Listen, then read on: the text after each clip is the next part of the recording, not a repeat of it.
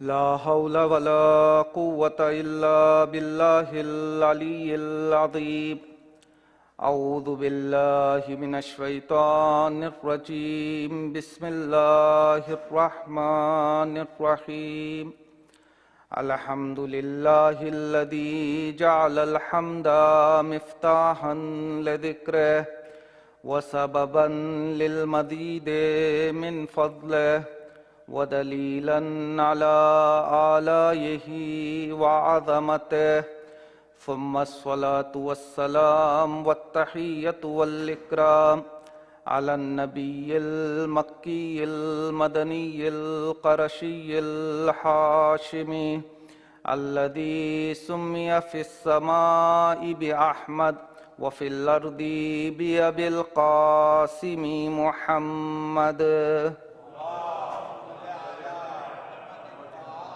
وعلى آله الطيبين الطاهرين المعصومين، سيما على بقية الله في الأرضين. روحي وأرواح العالمين لتراب مقدمه الفداء، ولعنة الدائمة على أعدائهم أجمعين. أما بعد، فقد قال الله تبارك وتعالى في كتابه المبين وقوله الحق. بسم الله الرحمن الرحيم. من عمل صالحا من ذكر أو أنثى وهو مؤمن فلنحيينه حياة طيبة ولنجزينهم أجرهم بِأَحْسَنِ مَا كَانُوا يَعْمَلُونَ. صلوات پڑھے محمد والے.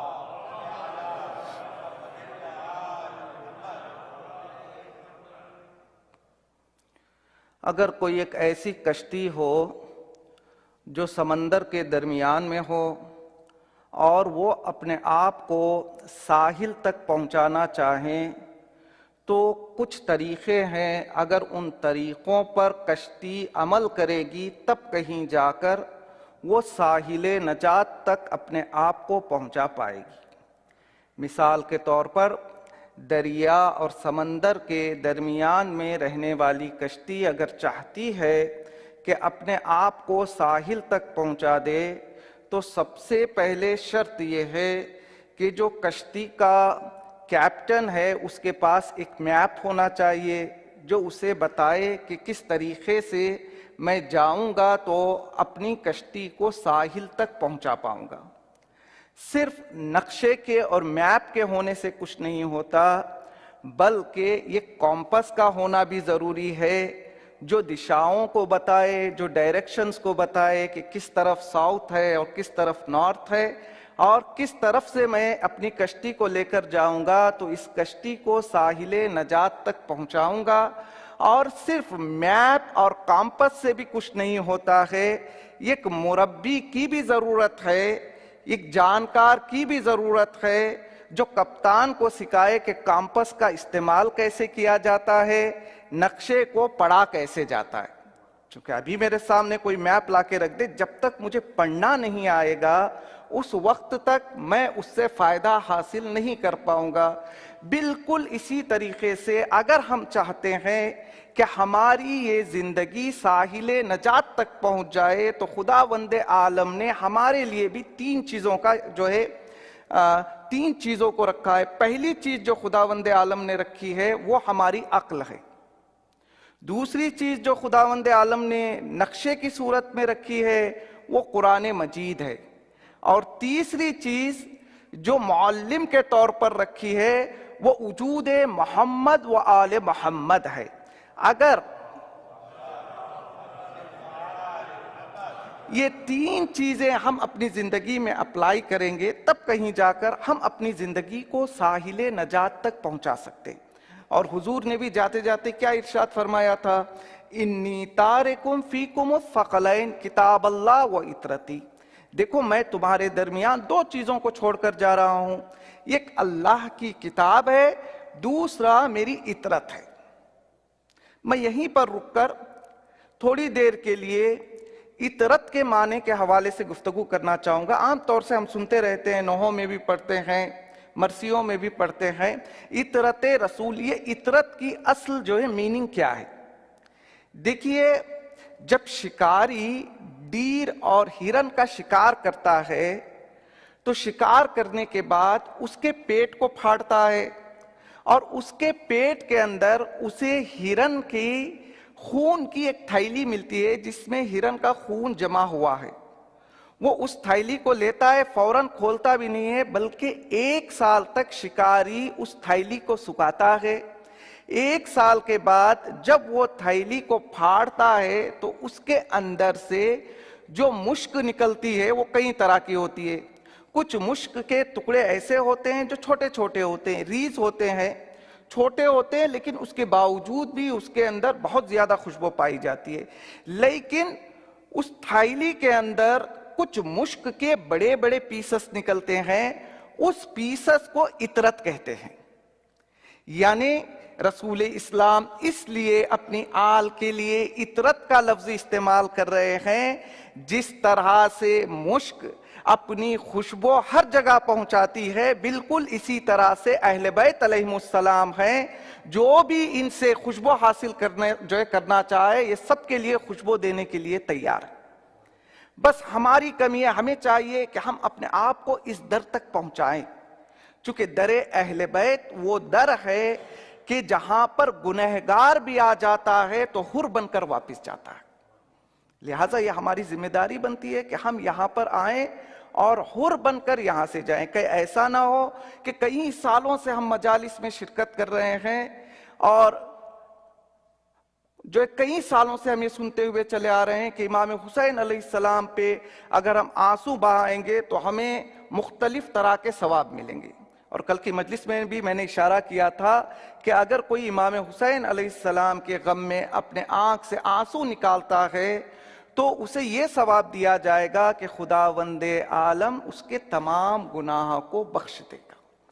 ذہن میں ہو سکتا ہے سوال آئے کہ اگر انسان سارے گناہ کو انجام دے اور مجلس امام حسین علیہ السلام میں آ کر کچھ اشک بہا لے تو کیا اس کے تمام گناہ معاف ہو جائیں گے؟ میں یہاں پر رک کر ایک عالم دین ہے مرحوم مجتہدی، ان کی ایک مثال پیش کرنا چاہوں گا۔ وہ ایک مثال دیتے ہیں، کہتے ہیں کہ اگر کوئی آدمی گھر سے سامان لینے کے لیے سپر مارکیٹ جائے، بیوی کہے کہ جاؤ بھائی جا کر سپر مارکیٹ سے کچھ سامان خرید کے لے آؤ۔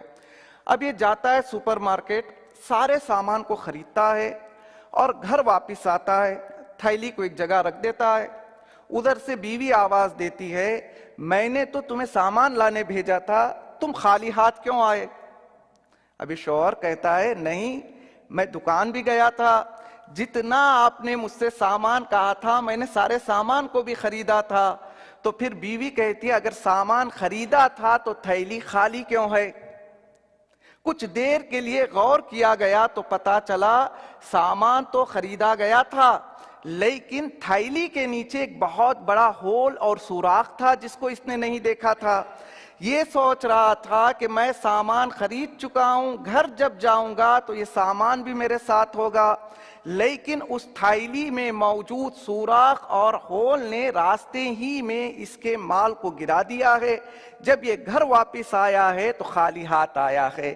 اس کے بعد آیت اللہ مرحوم مجتہدی کہتے ہیں کہ عزادار کو بھی یہ خیال رہنا چاہیے، بے شک اللہ عزاداروں کو بہت زیادہ ثواب عطا کرتا ہے، یہاں تک جو ہے اللہ یہ ثواب عطا کرتا ہے کہ جب عزادار مجلس کی نیت سے گھر سے باہر نکلتا ہے تو ہر قدم کے بدلے میں خدا 1000 نیکیاں دیتا ہے، ہر قدم کے بدلے میں خدا 1000 گناہ کو معاف کرتا ہے۔ لیکن انسان یہ سوچ کر خوش نہ ہو جائے کہ مجھے تو ثواب مل گیا ہے۔ یہاں پر مرحوم آیت اللہ مجتہدی کہتے ہیں انسان کو دیکھنا چاہیے کہ کہیں اس کے نامہ اعمال میں ہول اور سوراخ تو نہیں پڑا ہے۔ امام پر آنسو بھی بہاتا ہے، جھوٹ بھی بولتا ہے، امام پر آنسو بھی بہاتا ہے، مال حرام بھی کھاتا ہے، امام پر آنسو بھی بہاتا ہے، مومن کی توہین بھی کرتا ہے۔ نہیں، وہ آنسو کام آئیں گے جو خالصتاً امام حسین علیہ السلام کے جو لیے ہو، اور اس کے بعد ہم امام حسین علیہ السلام کے راستے پر چلنے کی پوری کوشش کریں، تو تب کہیں جا کر ہمارے نامہ اعمال میں یہ سارے ثواب ہمیں ملنے والے ہیں۔ لہٰذا ہمیں توجہ رکھنی چاہیے کہ جب بھی ہم مجالس عزا میں آئیں تو یہ خیال رہے کہ میں مجلس میں تو جا رہا ہوں، لیکن مجلس میں جا رہا ہوں حر کا کردار لے کر واپس آنے کے لیے۔ کہیں ایسا نہ ہو کہ ہم 12 دن تک مجالس عزا میں آئے بیٹھے۔ دیکھیں مجالس عزا کوئی معمولی چیز نہیں ہے، روایات میں ہے کہ مجالس عزا کو روضہ امام حسین علیہ السلام کا درجہ دیا گیا ہے۔ مرحوم شوشتری اپنی کتاب خصائص زینبیہ میں ذکر کرتے ہیں کہ مجلس عزا کا بھی وہی حکم ہے جو حرم امام حسین علیہ السلام کا حکم ہے۔ پھر وہ آگے بتاتے ہیں حرم امام حسین علیہ السلام میں انبیاء کا نزول ہوتا ہے تو مجلس عزا میں بھی انبیاء آتے ہیں۔ حرم امام حسین علیہ السلام میں اگر پنجتن پاک جاتے ہیں تو مجالس عزا میں بھی پنجتن پاک زیارت کے لیے آتے ہیں۔ روضہ امام حسین علیہ السلام میں اگر فرشتے رہتے ہیں تو مجلس امام حسین علیہ السلام کے اندر بھی فرشتے آتے ہیں۔ دیکھیں دنیا میں ہم کسی ایک وی آئی پی کے ساتھ بیٹھ کے آ جاتے ہیں تو پھر اپنا آپ کو کتنا سنبھال کے رکھتے ہیں کہ کہیں ایسا نہ ہو کہ میں فلاں شخصیت کے ساتھ بیٹھ کے آیا ہوں تو میں کوئی ایسا کام نہ کروں کہ جس کی وجہ سے میری شخصیت پر حرف آئے۔ آپ اپنی عظمت کو پہچانیے۔ ہم یہاں پر آ کے بیٹھتے ہیں تو کچھ دیر کے لیے فرشتوں کے ساتھ بیٹھتے ہیں، شہزادی جناب فاطمہ سلام اللہ علیہا کے ساتھ بیٹھتے ہیں، تو پھر جو شہزادی کے ساتھ بیٹھ جائے تو پھر اس کا کردار کیسا ہونا چاہیے۔ 12 دن تک ہم محرم کی مجالس میں شرکت کرتے رہیں، یہاں پر آ کر حضرت حر کا تذکرہ کریں اور اپنے آپ کو گناہوں سے آزاد نہ کریں، تو بتائیے ہماری آزاداری ہمارے کام آئے گی یا نہیں آئے گی؟ 4 محرم کو یہاں پر آ کر حضرت حبیب کا تذکرہ کر کے جائیں، زندگی میں دوستی میں وفا نہ پائی جائے تو پھر بتائیے ہم نے مجالس سے فائدہ حاصل کیا ہے یا نہیں کیا ہے؟ اگر 5 محرم کو آ کر حضرت زینب کے بچے جناب اون و محمد کا تذکرہ کر کے جا رہے ہیں اور پریکٹیکل لائف میں ماموں بھانجے میں کئی دنوں سے بات چیت نہیں ہے، تو پھر بتائیے ہماری عزاداری قبول ہوتی ہے یا نہیں ہوتی ہے؟ اگر ہم یہاں بیٹھ کر حضرت قاسم کا تذکرہ کر کے اٹھیں تو پھر زندگی میں چچا اور بھتیجوں کے رشتوں کو صحیح کر لینا چاہیے۔ اگر 8 محرم کو حضرت عباس علیہ السلام کا علم اٹھا کر حضرت عباس علیہ السلام کا تذکرہ کر کے ہم یہاں سے جا رہے ہیں تو پھر ہماری زندگی میں وفا آ جانا چاہیے۔ اگر ہم 9 محرم کو حضرت علی اکبر علیہ السلام کا تذکرہ سن کر اس فرش عزا سے اٹھ رہے ہیں تو پھر ہماری زندگی میں کبھی بھی جناب علی اکبر کے آذان کی آواز بھلانی نہیں چاہیے، بلکہ مومن کو نماز کا پابند ہونا چاہیے۔ اگر روز عاشور اعمال بھی کرتے ہیں، امام حسین علیہ السلام کے مصائب بھی سنتے ہیں، تو دل میں یہ پکا ارادہ کر کے یہاں سے اٹھنا چاہیے، جس طرح سے حسین نے دین کی خاطر سب کچھ قربان کر دیا، ایمان کی خاطر اپنا سب کچھ قربان کر دیا، لہٰذا میں بھی یہ عزم کرتا ہوں کہ میری زندگی میں بھی پریورٹی اور مقدم جو چیز رہے گی وہ اللہ کا دین ہوگا۔ ہم نے کل اور آج مسلسل جس آیے کریمہ کی تلاوت کا شرف حاصل کیا وہ سورہ نحل کی ورس نمبر 97 ہے۔ اس آیے شریفہ میں خداوند عالم یہ ارشاد فرماتا ہے، من عمل صالحا من ذکر او انثی، جو بھی نیک عمل انجام دے، چاہے وہ مرد ہو یا عورت ہو، لیکن صرف نیک عمل کا انجام دینا کافی نہیں ہے، بلکہ یہ کنڈیشن اللہ لگاتا ہے، کہتا ہے وَهُوَ مُؤْمِن، پہلے ایمان ہو، پہلے مومن بن جاؤ، پھر اس کے بعد اگر اچھا ڈیڈ اور اچھا ایکشن عمل صالح انجام دو گے تو پھر خدا کیا ریوارڈ دے گا؟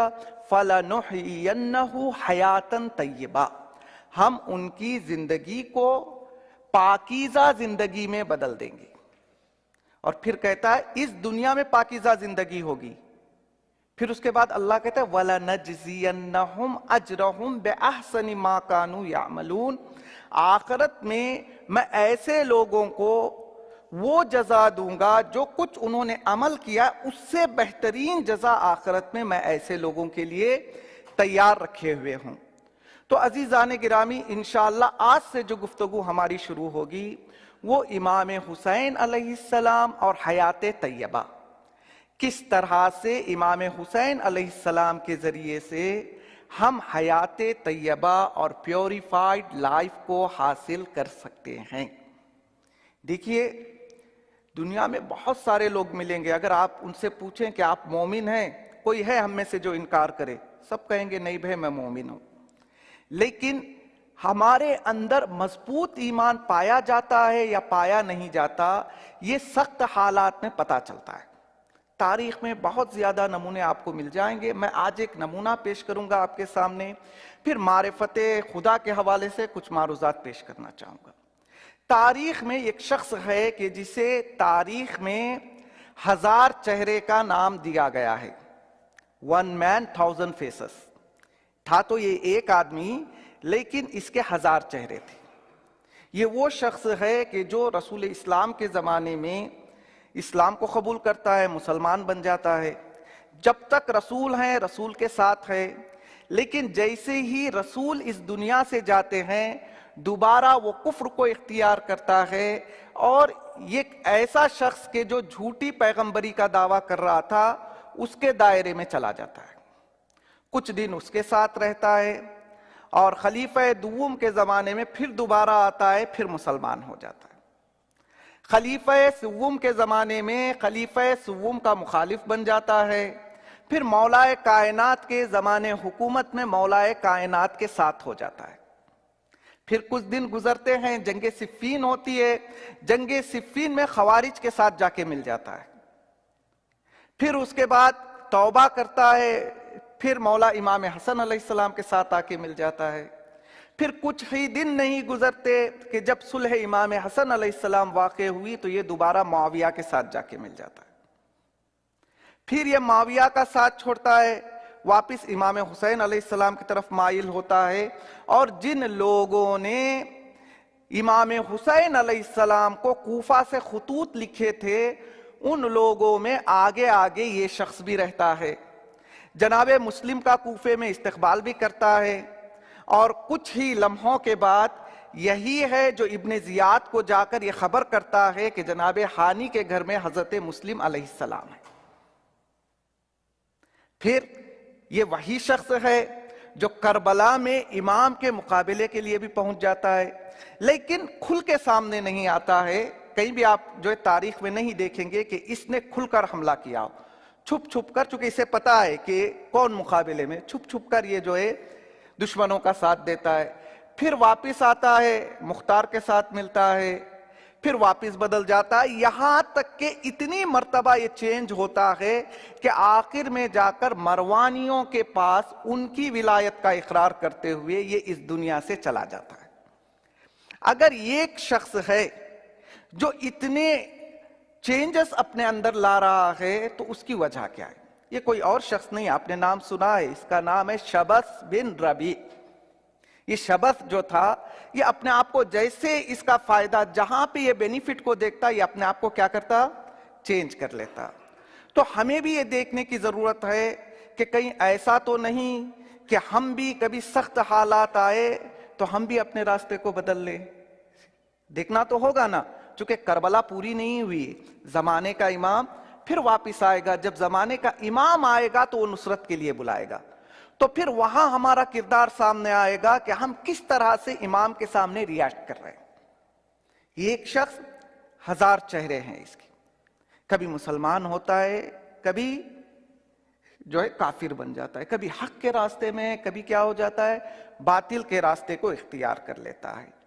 علماء نے اس کی سب سے بڑی وجہ اور سب سے بڑا ریزن یہ تحریر فرمایا، یہ اس لیے اتنے پینترے بدل رہا تھا، اتنے راستے بدل رہا تھا، چونکہ پہلی مرتبہ جو پیغمبر پر ایمان لے کر آیا تھا اس کا ایمان مضبوط نہیں تھا. اگر ایمان مضبوط نہ ہو، تھوڑی سی آندھی آئے گی، انسان اپنا راستہ بدل لیتا ہے۔ لہٰذا اس آیہ کریمہ میں بھی اللہ نے کیا کہا؟ جو عمل صالح انجام دے گا میں اسے حیات طیبہ عطا کروں گا، لیکن شرط کیا ہے؟ مومن ہونا چاہیے، آپ کے اندر مضبوط ایمان پایا جانا چاہیے۔ اور دوسری آیہ کریمہ میں خداوند عالم یہ ارشاد فرماتا ہے، ان السمع والبصر والفؤاد کل ذالک کان عنہ مسئولا۔ یہ جو اللہ نے جتنے باڈی پارٹس آپ کو دیے ہیں، یہ سب ایسے ہی نہیں دیے ہیں، بلکہ اس کے بارے میں سوال کیا جائے گا۔ اور کون سے سوال کیا جائے گا؟ جو سوال ہمارے سے ہوں گے اس میں سر فہرست جو سب سے پہلا سوال قیامت کے دن ہم سے ہونے والا ہے وہ معرفت خدا کے بارے میں ہے۔ جب تک خدا کی معرفت نہیں ہوگی اس وقت تک ایمان مضبوط نہیں ہوگا۔ جب تک ایمان مضبوط نہیں ہوگا اس وقت تک ہمارا کوئی عمل قابل قبول نہیں ہوگا، اور جب تک عمل قابل قبول نہیں ہوگا اس وقت تک ہمیں حیات طیبہ نہیں ملے گی۔ اگر حیات طیبہ اور پیوریفائڈ لائف ہمیں نصیب نہیں ہوگی تو پھر نہ ہماری دنیا آباد ہوگی نہ ہماری آخرت آباد ہوگی۔ لہٰذا سب سے پہلا مرحلہ یہ ہے کہ ہم بیٹھیں اور اپنے ایمان کا ایک ٹیسٹ لیں، دیکھیں کہ ہمارا ایمان مضبوط ہے یا نہیں ہے، چونکہ بغیر ایمان کے کوئی عمل قابل قبول نہیں ہے۔ تاریخ میں بہت سارے نمونے ملتے ہیں، میں ایک دو نمونوں کو پیش کروں گا تاکہ بات اچھی طرح سے آپ تک پہنچ جائے۔ سب سے پہلا نمونہ جنگ بدر کے دوران، ابھی مسلمان بہت کم ہے، مائنارٹی میں، ٹھیک ہے، بہت کم ہے، رسول کو سپاہیوں کی ضرورت بھی ہے۔ جنگ بدر کے دوران دو لوگ رسول کے پاس آتے ہیں، کہتے ہیں کہ یا رسول خدا ہم آپ کے سپورٹ میں آپ کے فیور میں جنگ کرنا چاہتے ہیں۔ رسول اسلام نے یہ نہیں کہا کہ ابھی مجھے ضرورت ہے تو آ جاؤ۔ رسول اسلام نے کہا اس سے پہلے کہ تم جا کر جنگ کرو تو تم مجھے یہ بتاؤ تم آئے کیوں ہو، تم میری ہیلپ کیوں کرنا چاہتے ہو؟ آنے والوں نے بتایا کہ اے محمد ہم جنگ اس لیے کرنا چاہتے ہیں چونکہ ہم طاقتور ہیں، جنگ کریں گے، اگر جنگ جیت گئے تو مال غنیمت ملے گا، آپ ہمارا حصہ دے دیجئے اور آپ اپنا حصہ لے لیجئے، آپ اپنے راستے ہم اپنے راستے۔ رسول اسلام نے کہا نہیں، میں مال غنیمت کے لیے جنگ نہیں کر رہا ہوں، بلکہ ہماری پہلی شرط ایمان ہے۔ اگر معرفت خدا ہے، ایمان کے ساتھ جنگ کرنا ہو تو تم ہمارے ساتھ آؤ ورنہ تم یہاں سے نکل جاؤ۔ وہ شخص جو ہے وہ دونوں چلے گئے۔ دوسرا نمونہ جنگ احد۔ جنگ احد میں بھی مسلمان زیادہ نہیں تھے، جنگ احد چل رہی ہے، اس دوران مسلمانوں نے آ کر رسول اسلام کو ایک نیوز دی، کہا کہ یا رسول خدا ہماری طرف سے ایک شخص کے جس کا نام ابو الغیدہ ہے جو کہ کافر ہے وہ آ کر ہمارے سپورٹ میں جنگ کر رہا ہے۔ رسول اسلام خاموش رہ گئے۔ کچھ دیر کے بعد آ کر مسلمانوں نے کہا یا رسول خدا یہ ابو الغیدہ نے 4 مشرکین کو مار گرایا ہے۔ رسول خدا اب کہتے ہیں کہ یہ کام تو اچھا کر رہا ہے لیکن یہ اچھا کام کرنے کے باوجود جہنم میں جائے گا۔ مسلمان پریشان، بھائی ہمارے سپورٹ میں جنگ کر رہا ہے اور رسول کہہ رہے ہیں یہ کہاں جائے گا؟ جہنم میں جائے گا۔ کچھ دیر بعد یہ جنگ کرتے کرتے زخمی ہو جاتا ہے، گھوڑے سے گرتا ہے، تو مسلمان اس کی ہیلپ کے لیے جاتے ہیں، جا کر دیکھیں اس کا حال کیا ہے۔ اس کے قریب پہنچتے ہی ایک مسلمان کہتا ہے یا ابو الغیدہ ابشرک بالجنہ، اے ابو الغیدہ میں آپ کو جنت کی بشارت دیتا ہوں۔ تو ابو الغیدہ کہتا ہے جنت ہے کیا چیز؟ مجھے تو معلوم نہیں جنت ہے کیا چیز۔ تو سامنے والا مسلمان پوچھتا ہے اگر جنت معلوم نہیں ہے تو پھر جنگ کیوں کی؟ تم نے اپنے آپ کو زخمی کیوں کیا؟ تو وہ شخص کہتا ہے کہ میں نے جنگ جو کی ہے آپ کے رسول کی محبت میں نہیں کی ہے، میں نے تمہارے خدا کے لیے نہیں کی ہے، میں نے کوئی جنت حاصل کرنے کے لیے نہیں کی ہے، بلکہ جب آپ لوگ میدان جنگ میں آ گئے اور میں مدینے میں تنہا رہ گیا تو مدینے کے بچے اور عورتیں مجھے تانا دے رہے تھے اور یہ کہہ رہے تھے کہ ابو الغیدہ ڈرپوک ہے، جنگ سے ڈرتا ہے۔ تو میں جنگ میں آیا تھا رسول کو خوش کرنے کے لیے نہیں، بلکہ مدینے کے جو عورتیں اور بچے ہیں ان کو اپنی ایبیلٹی بتانے کے لیے آیا تھا کہ میں ڈرپوک نہیں ہوں بلکہ میں بھی ایک بہادر انسان ہوں۔ اب جب ابوالغیدہ دیکھتا ہے کہ ابھی زخمی ہو گیا ہے، واپس جائے گا تو پھر وہی عورتوں کے تانے ہوں گے، تو وہیں پر پڑے ہوئے ایک ٹوٹے خنجر کو اٹھاتا ہے، اپنے آپ کو ختم کر لیتا ہے۔ رسول نے کیا کہا تھا؟ یہ ہماری طرف سے جنگ کر رہا ہے لیکن جائے گا کہاں؟ یہ جہنم میں جائے گا۔ تیسرا اور آخری نمونہ، رسول اسلام کی خدمت میں ایک شخص آتا ہے، آنے کے بعد کہتا ہے کہ یا رسول خدا، میں اسلام لانا چاہتا ہوں۔ رسول اسلام نے کلمہ پڑھایا اور یہ جو ہے مسلمان ہو گیا۔ جاتے جاتے ہاتھوں کو جوڑتا ہے، کہتا ہے یا رسول خدا، میں جب کافر تھا میں نے ایک اچھا عمل انجام دیا ہے، کیا آپ اس کا ثواب کچھ مجھے دلا سکتے ہیں؟ رسول اسلام نے پوچھا کہ وہ کون سا تم نے عمل انجام دیا؟ کہا کہ زمانے جاہلیت میں آپ کو پتا ہے کہ جب لڑکی پیدا ہوتی تھی تو کیا کرتے تھے؟ زندہ درگور کر دیتے تھے۔ یا رسول خدا، اس زمانے میں قبرستان کے دروازے پر جا کر کھڑا ہو جاتا، کوئی بھی باپ اپنی بچی کو دفنانے کے لیے لے کر آتا تو میں کچھ پیسہ دے کر اس باپ سے اس بچی کو خرید لیتا تھا، اپنے گھر لاتا تھا، اس کی پرورش کرتا تھا، اور ان کی شادی بھی میں نے کرائی ہے، اور اب تک میں نے 360 بچیوں کی جان بچائی ہے، اور ہر بچی کے بدلے میں ان کے باپ کو ایک اونٹ دیا ہے، یعنی اب تک میں نے 360 اونٹ جو ہے خرچ کیے، بچوں کی تربیت بھی کی، ان کی زندگی بھی جو ہے بچائی، کیا میرے اس عمل نیک کا کوئی صلہ مجھے ملے گا؟ تو رسول اسلام نے کہا تو نے کام اچھا کیا ہے، چونکہ ایمان کے بغیر کیا ہے لہذا تیرا کوئی عمل قبول ہونے والا نہیں ہے۔ لہذا ہم چاہتے ہیں کہ ہمارے گڈ ڈیڈز اور ہمارے اچھے ایکشنز بارگاہ خداوندی میں قبول ہو جائے، تو جتنا ہمارا ایمان مضبوط ہوگا اسی اعتبار سے ہمارا عمل بھی قبول ہوگا اور اسی اعتبار سے ہمیں جزا بھی ملے گی۔ اور امام حسین علیہ السلام کی مجلس ایسی ہے کہ جس مجلس میں ہم آتے ہیں تو ہمارا عقیدہ مضبوط ہوتا ہے، ہمارا ایمان مضبوط ہوتا ہے۔ خود امام حسین علیہ السلام نے ایک جو حدیث میں ارشاد فرمایا، من اتانا لم یعدم من خصلت اربع، جو ہمارے در پر آ جاتا ہے اسے 4 گفٹ ضرور ملتے ہیں۔ پہلا گفٹ جو ہماری طرف سے ملتا ہے وہ آیتن محکمہ، اس کا عقیدہ مضبوط ہو جاتا ہے، محکم ہو جاتا ہے۔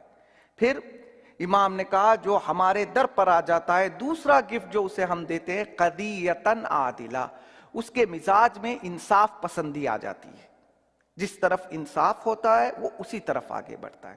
تیسری چیز امام نے کہا جو ہمارے در پر آ جاتا ہے اسے جو تیسرا گفٹ ہم دیتے ہیں وہ آخم مستفادہ، ایک ایسا بھائی، ایک ایسا دوست ہم عطا کرتے ہیں کہ جو اسے فائدہ پہنچائے گا۔ اور چوتھا اور آخری گفٹ جو امام دیتے ہیں، مجالست العلماء، جو ہماری محفل میں، ہماری مجلس میں آ جاتا ہے تو پھر اسے علماء کی صحبت میسر ہوتی ہے۔ لہٰذا آج کی گفتگو ہمارے ایمان کے حوالے سے تھا، انشاءاللہ کل سے ہم عمل صالح کے حوالے سے گفتگو کرنے کی کوشش کریں گے اور دیکھیں گے کہ وہ کون سے اعمال صالحہ ہیں، اگر ہم اسے اپنی زندگی میں اپلائی کریں تو ہمیں خدا کے نزدیک اجر بھی ملے گا اور اس دنیا میں ہماری زندگی، ہماری حیات طیبہ بن جائے گی۔ دیکھیں ایمان کے بھی مراحل ہوتے ہیں، سب کا ایمان ایک جیسا نہیں ہوتا ہے، حتیٰ کہ جب امام حسین علیہ السلام مدینے سے نکل رہے تھے تو بہت سارے اچھے لوگ بھی تھے، لیکن ان کا ایمان امام کے ساتھ نکلنے والوں کے ایمان کے برابر ہم کہہ نہیں سکتے، چونکہ جو امام کے ساتھ نکل رہے ہیں وہ ایمان کے اعلیٰ درجے پر فائز ہیں۔ یہاں تک کہ جب مولا امام حسین علیہ السلام مکے سے نکل رہے تھے تو رسول اسلام کے چچا زاد بھائی بھی ہیں، وہ آتے ہیں اور آ کر کیا کہتے ہیں کہ مولا آپ نہ جائیے، اگر آپ کو جانا ہے تو آپ جائیے، کم از کم بچوں کو نہ لے جائیے۔ تو امام نے کیا جواب دیا تھا؟ قد شاء اللہ ان یرانی قتیلا، نانا میرے خواب میں آئے تھے اور نانا نے مجھے یہ بتایا ہے کہ اے حسین اللہ تمہیں شہید ہوتا ہوا دیکھنا چاہتا ہے. چونکہ دامن اس میں گنجائش نہیں، اللہ چاہتا ہے. اس کا مطلب یہ نہیں کہ امام حسین علیہ السلام مجبور تھے، نہیں. ارادے دو طرح کے ہوتے ہیں. انشاءاللہ پھر کبھی موقع ملے گا تو میں اس پر بھی گفتگو کرنے کی کوشش کروں گا. امام نے کہا اللہ کا یہ ارادہ ہے کہ وہ مجھے قتل ہوتا ہوا دیکھنا چاہتا ہے. سامنے والے نے کہا اگر آپ کو قتل ہوتا ہوا دیکھنا چاہتا ہے تو آپ جائیے، بچوں کو تو چھوڑ کے جائیے. تو امام نے جواب دیا قد شاء اللہ ان یراہن سبایا. جہاں اللہ کا یہ ارادہ ہے کہ وہ مجھے شہید ہوتا ہوا دیکھنا چاہتا ہے، وہیں پر اللہ کا یہ ارادہ ہے کہ وہ میری ماں بہنوں کو بے مخنہ و چادر دیکھنا چاہتا ہے. ہاں عزیزان گرامی، یہ قافلہ کربلا کے قریب ہے. 2 محرم ہی کی وہ تاریخ ہے کہ جب قافلہ حسینی سرزمین کربلا میں قدم رکھتا ہے. جیسے ہی امام حسین علیہ السلام سرزمین کربلا میں پہنچے، ذوالجناح ہے جو آگے بڑھنے کا نام نہیں لے رہا ہے. اگر ہم تاریخ کربلا میں دقت کریں تو 2 مقامات ہمیں ایسے ملتے ہیں کہ جہاں پر ذوالجناح نے آگے بڑھنے سے انکار کیا ہو.